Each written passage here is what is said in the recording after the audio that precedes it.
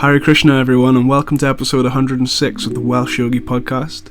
Today we have a lovely guest, long-time member of the community Bhauma Vrindavan, and in this episode we talk about how he came to spirituality whilst travelling with his wife Divya through Southeast Asia and into New Zealand. We also hear about his current involvement in the Ty Krishna Farm project, how he's helping to grow real-life fruits and vegetables here in Wales.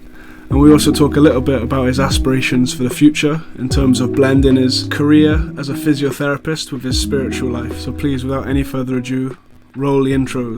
By the way, subscribe. Welcome to the Welsh Yogi podcast.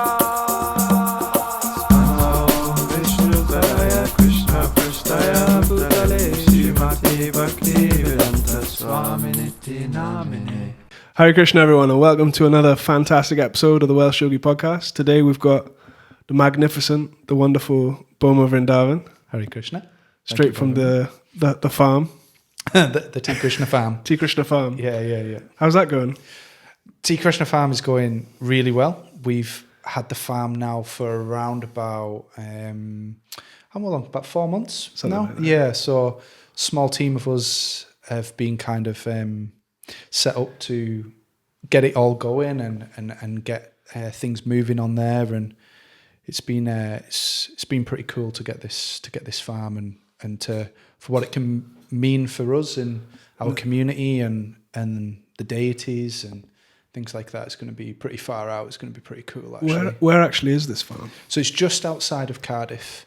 So and Bonvilston, it's called. It's in the Vale of Glamorgan, but it's only around maybe about a 10-minute drive from the temple. Really? So yeah, close. it's really close, and we're very fortunate to get it basically donated to us.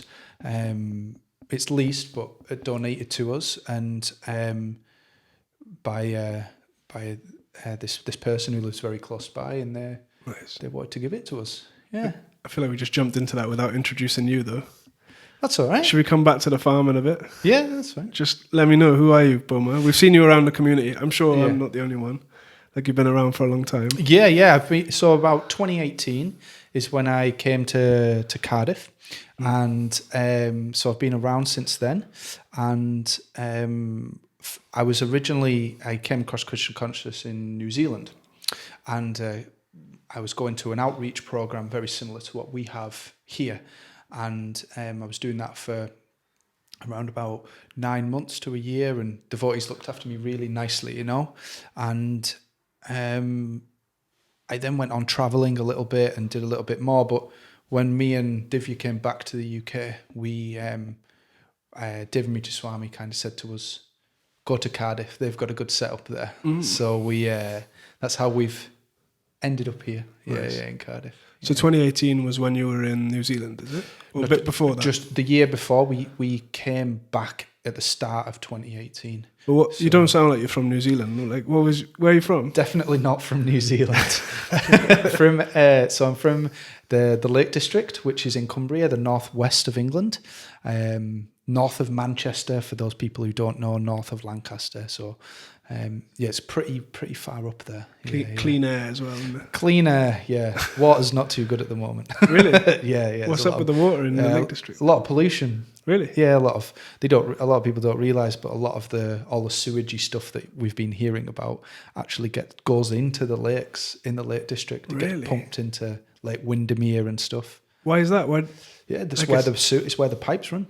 Oh my gosh. Yeah. So there's these like warnings that not to swim and stuff like that. And No way. yeah, it's pretty far out. It's pretty dark, really. Yeah. Considering the Such a beautiful place. Totally. Yeah. I don't get it myself, but yeah. It's pretty far out. So what were you in New Zealand now? Were you just travelling or?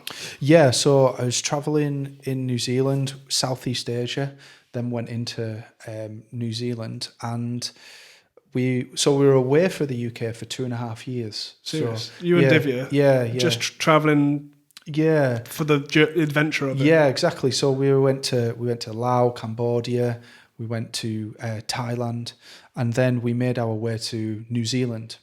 And New Zealand was where we came across devotees, because Divya wanted to find a yoga studio, and she just Googled or came across a flyer in Lululemon, if you ever heard of Lululemon. And, so she she went to the yoga and she was like, oh, because my original name was Pete. So she said, oh, Pete, there's this really cool place. You should come along, And so I went along to this outreach program, and there's me just like sat there, just like hand crossed like this, and not wanting to chant or anything. Really? I was really like, it took me about 3 or 4 times of going. I went for the food. The food was first class. It's so good.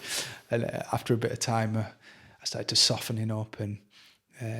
But at first there was a resistance. Oh, yeah. It's interesting because we had Lee a couple of weeks ago. Yeah. And he was saying the same thing. Well, he said when he first went to a program, he just became like furious. Oh, really? Like he got pretty agitated at the experience. I think, my experience was more that because the food was so nice, but the people were also so generous with their time and were very nice and calm. And so for me, it was a lot more like, oh, these are nice people. I get this, this is actually, but more the philosophy and the chanting that took a little bit of time for me. But I was bought into it because the people were so friendly and they would just chat to me normally, but would try and give me little drops of philosophy, even though I didn't know it was philosophy. When they were trying to suggest not eating meat, for example, or not drinking, but it wasn't preachy. It was done in a really nice way, Suggest guiding you, like. What's that? They were just guiding you. It really, really well and guiding me, and it was done so nicely. I've got extremely fond memories of those. I'm just wondering, like, what caused you? Were you working before you went traveling? Like, why did you go traveling? Were you seeking something specifically? I wanted to. I was seeing so many. Like, I'd never really traveled before. Like a normal person, been to a few places in Europe, been to Spain on an all-inclusive holiday with the family, and But I wanted to see a little bit of the world in terms of what was in the books, what I'd seen on TV, and also Divya had been traveling before. She'd been to Australia previously, and she wanted to go again. She was unsettled where we're from, a small little town called Barrow-in-Furness. You're both from there? Yeah, we're both from the same town. Did you know each other way back? No. Divya's 2 years older than me, but we went to different schools. So even though we only lived literally like a 4-minute walk from each other, our paths never crossed until later on. And she wanted to go traveling again, and I was on board with the idea, man. So we saved up for a year, and then we booked our tickets and we went. And Bangkok was our first destination. New Year 2015, Bangkok was so we went into 2016, and that's how it all started, really. Was it just like curiosity that led you out there? Initially, I didn't want. I wasn't going for a spiritual experience or anything like that. However, when I got to see, like in the Buddhist countries, so like in Laos and Cambodia, I really got to see how a religion of sorts can be vibrant and colourful, and people can be really dedicated to their practice.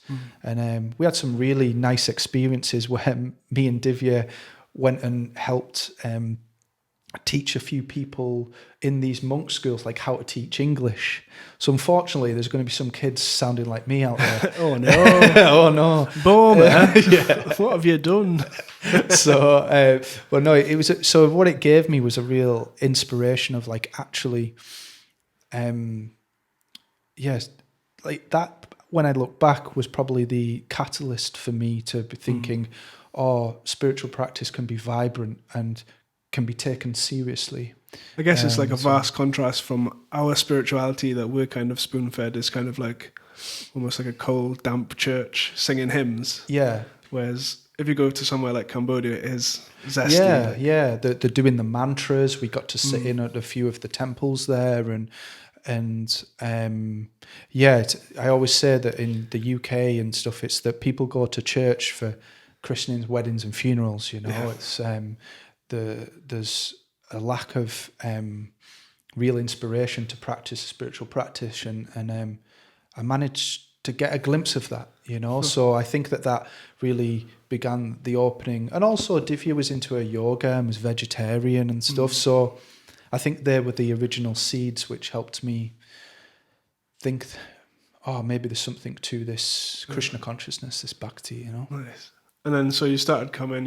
You opened up to it a little bit, and then you had to come Yeah, home, big or time. Yeah. So how it transpired in New Zealand was that Divya wanted to make go fly with it. You know, she was really into it, and a lot more than me at the time, and so she went into the female ashram in New Zealand, and I just stayed going to the outreach programs and listening to Devamrita Swami a lot. He would go to the loft there, and when the time came for me to kind of move on from New Zealand, I didn't really know what to do, and so I did a little bit more traveling. But I went to New Zealand. I went to Nepal, and I went to Vietnam. and you left Divya in the ashram. Yeah, Divya was in the ashram. She was in the female ashram, and I always remember that I had some pretty. I found out they were quite far out experiences, especially in Nepal. I was doing a lot of hiking in the Himalaya, and I was there for 2 months, and I inadvertently picked up a Shalagram Shila. Which is like, for people who don't know, it's like a small... Yeah. It's like a stone from a certain river. Yeah. But it's also a deity of Krishna. Correct, yeah. But they're super powerful deities. Yeah, and you've got to be careful with them. And yeah. How did you come across a Shila? So for those that don't know, a Shila, if you do crack it open, which you're not meant to, it looks like a fossil on the inside, because from a materialistic point of view, the Himalaya at one point was the ocean bed.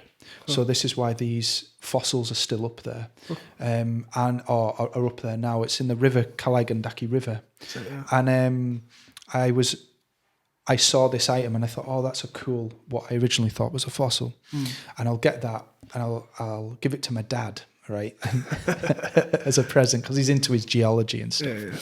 Anyway, I put it in my rucksack. I've got my Bhagavad Gita. I've got my beads in the rucksack. I'm wearing tulsi at this point still. And it was only from going home, I then was chatting to a scholar who's left his body now, Nimai Pandit. And he was a scholar of shalagrams. And he was describing shalagrams. And I was like, I think I've got one of them under my bed in a box, because I didn't think it was a shalagram at this time. And he was like, I said, I'm going home at the weekend. I'll send you a picture. And I sent him a picture, and he was like, yeah, that's a Shalagram Shila with a Sudarshan chakra and a Lakshmi, you know. And I was like, oh God, you know, like, oh, Krishna, what's the, you know. So he fortunately for me took it on and worshipped, and took it to Mayapur and worshipped it. So, and then after that, so I went to Australia then, and I was very fortunate to live with a devotee family while I was over in Perth. I got to meet Jagatarini Mataji and Burjan Prabhu, and I went round to their kind of it's called the Sacred India Gallery in Perth, and I got to spend a little bit of time with Jagatarini Mataji, and that was really nice, you know. And then me and Divya met back up, and we in New Zealand, and then we came for the end of year retreat festival in New Zealand, and then we came back to the UK. Was the plan always to come back to the UK? Or? I think that it was circumstance. We couldn't really stay in New Zealand, but we were just following Devamrita Swami's instruction. Devamrita Swami said, you know, go back to Cardiff, and I'll go back to the UK, but if you are, go to Cardiff. And circumstance wouldn't really allow us to stay in New Zealand at that moment in time. Yeah. So, nice. So you got back to Wales, because I know now you're a physio, right? I'm studying to be a physiotherapist. Okay. Yeah. What was you doing in 2018? In 2018, I managed to get a job as a retail assistant, an assistant manager job in Black's, the hiking store. Okay. And that helped me move to Cardiff. You know, I was applying for loads of jobs to get to Cardiff, because we moved back to up north, and until we got work down here. And so as a retail, I worked in retail for a bit, whatever to get me here, you know. And that's what I did when we first got here. But now you're known as Bhauma, the green-thumbed gardener. Yeah. How have you always been interested in growing and farming? And so I've kind of I think from watching my granddad, he had his own like allotment out the back of his house. And then my parents were always into their plants and gardens and stuff, and it just comes naturally. You know, when some things just come naturally, like I see certain devotees play music, you know, or they can sing beautifully, or they can do things. Yeah, they can cook really well, you know, and some things those don't really come naturally to me. But one thing that does is growing things, and I get really into that, you know. And I had my own allotment, but I had to give that up, just circumstance, and it was too challenging to keep on. But did you ever see the film Goodnight, Mr. Tom? I've never seen that film. Never seen It popped up on my YouTube the other day. Oh, really? But it's like a World War II film. Okay. Where these like refugees, they go out to the country. Okay. But in the film, they were doing, all of the gardens were filled because it was the war. All the gardens were filled with like potato plants. Oh, really? And I was thinking, like, I feel like most of us have lost that connection to nature and like to growing our own food. Yeah. Like for me, potato comes in a plastic bag from Tesco's. Yeah. You know, like, right. or all of our food is just this artificial. Yeah. So like, that's why I'm excited about the farm.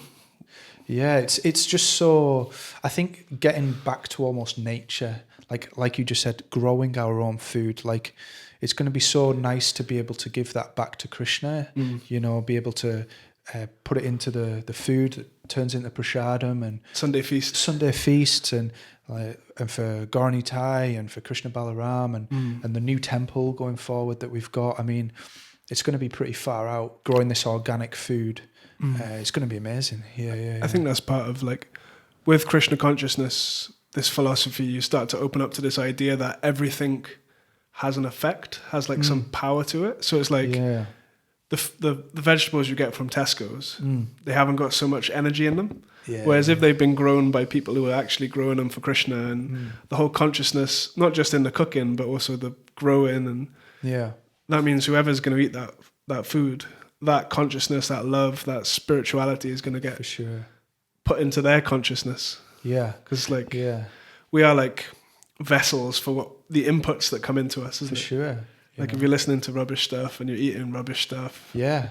So it's like, it's all connected, you know. There's not one thing. And I always remember the pastime of the cleaning. I recently listened to a Bhakti Tirtha Swami class, and he was talking about the cleaning of the Gundicha temple and how important that is. And just from what you were just saying then, like if we're having really nice foods to grow, to cook, and from an organic farm is kind of helping that cleaning process, you know, of ourselves. That's really starting to clean our consciousness, and this is just one aspect to many things, and also, you know, it's a service as well, and that's really nice for me to be able to do a service for the yatra here, for the temple, and helping Tarakanath and the projects. It's especially if it's a natural propensity, isn't it? Exactly. There's nothing better than doing what you do well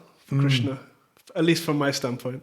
Yeah. Like the highest pinnacle is like, okay, you do whatever Krishna wants you to do. Yeah. But then like a lower standard is do what you want, what you're good at for Krishna. You know what I'm saying? Yeah, exactly. I quite like the lower standard because it can be tough to do stuff you don't want to do, like clean the toilets or it's a bit like book distribution for me. It's a challenge, but I've set myself this year to try and go out on books and do the 60 challenge, the book 60 books. And then trying over in the winter marathon to go out then as well. And I've set myself that challenge. So it's good to be challenged, but to do things with our natural propensity, I think is like, I think it's so important. And what it shows us as well is, which is awesome, is how Krishna consciousness is for everybody. There's always something that we can use in Krishna's service, and it might not be at that moment in time that's available to you, but with time things can manifest itself. Sure, yeah. And that's what I really like about Krishna consciousness, is that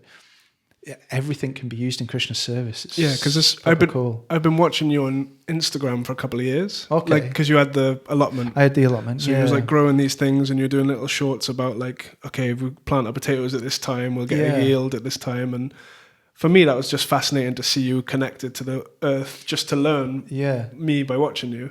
But then 3-4 years later, now we've got a farm.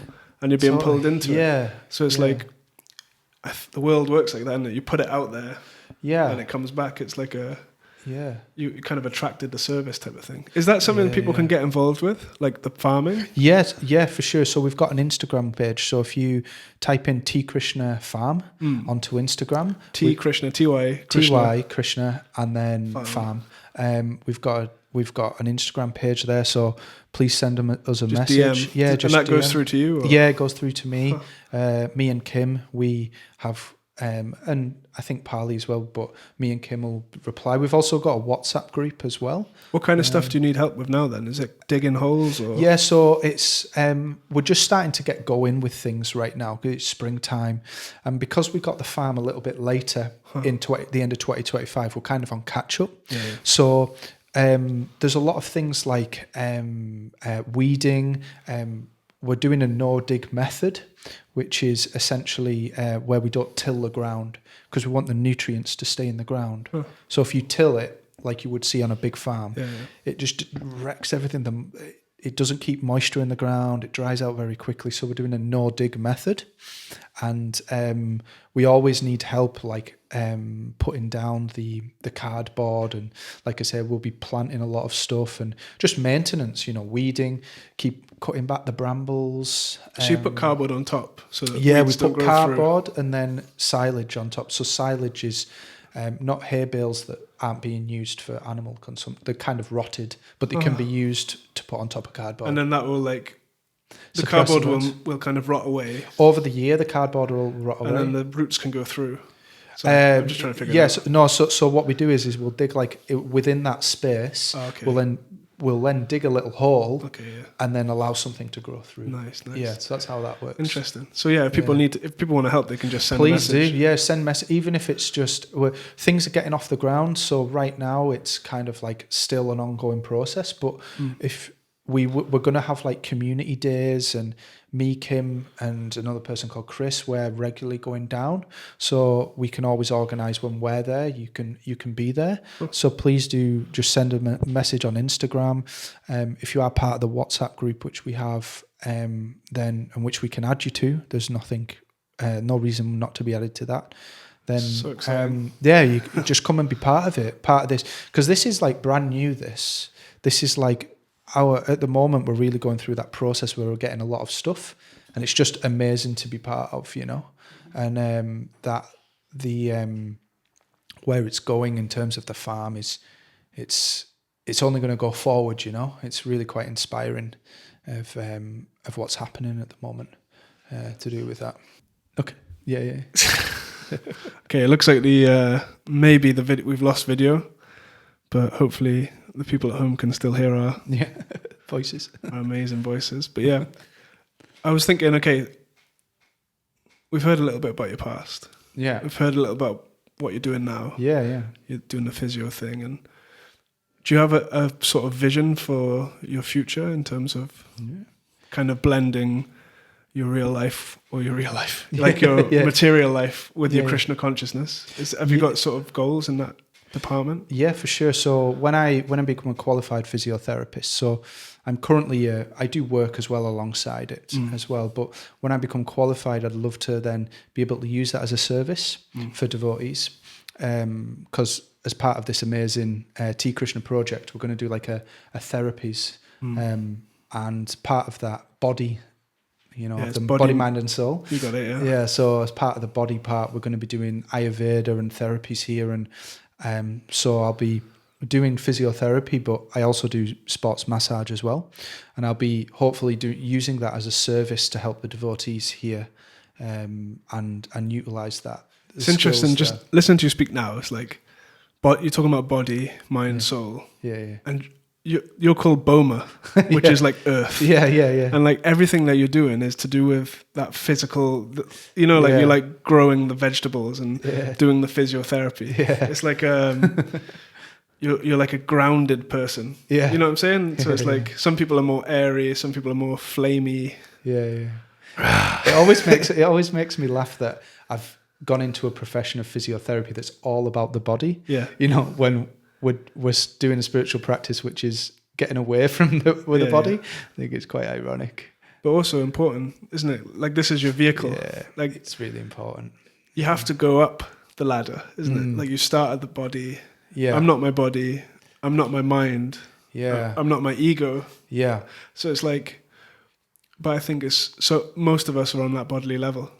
Yeah, for sure. Yeah. And it's very difficult to get away from. You know, the mind will always be trying to get at us, and there's so many material temptations out there, especially in the working world, you know, when you can't always be around devotees. You can't be around people that are spiritually minded, and their outlook on life and their goals and what they're striving for are not the same as yours, and not really remotely close to yours, actually. And you have sympathy for that and empathy, you know, and you, but at the same time, it's you've got to be really quite focused and not to get drawn into certain situations or certain talks, you know, and conversations. And it's always a challenge, you know. Yeah. Interesting. How do you kind of fortify yourself against kind of these negative forces? Yeah. So sometimes it might not be negative, you know. It's just people in the mode of passion. You know, people really like fired up for going on a works night out, for example, and things like that. And I don't like outwardly go, no, I'm not going because I'm a Hare Krishna devotee. You know, it's more just like, oh no, I've got plans tonight. You know, I'm sorry, I can't do it.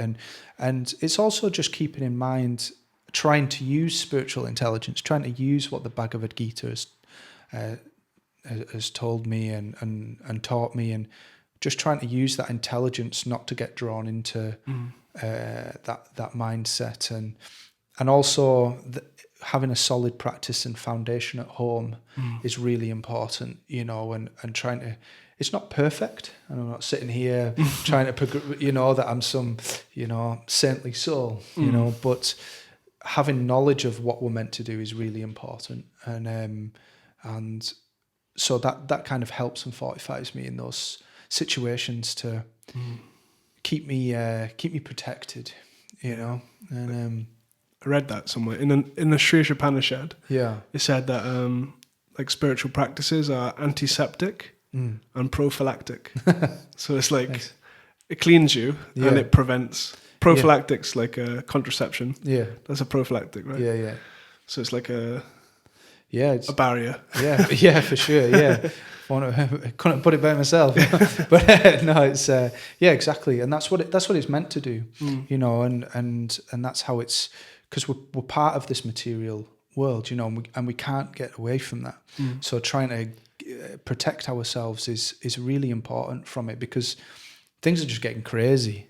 I don't know if you've seen the news recently. I've been looking at stuff. Yeah, it's just madness at the moment, and I mean, when is there end in sight, you know, and I think we've been given a really good opportunity through programs like Ty Krishna and other centres around the world, Srila Prabhupada's books. We've been given the chanting of the Hare Krishna Maha Mantra. We've been given an amazing opportunity to lift ourselves out of this crazy, you know, this madness. It's interesting. Like, you can go online and there's so many news articles about, I don't know, Russia invading these people, or the Epstein files, or ICE in America. Yeah, all of this stuff is like so, like, if you can be consumed by it. Yeah, like, for sure. really, well, you see people are. Yeah, and it's easily done. Yeah, like I you start down one video and then another video. Yeah. Then you've watched it for 2 hours and you're just scared of the world. Yeah.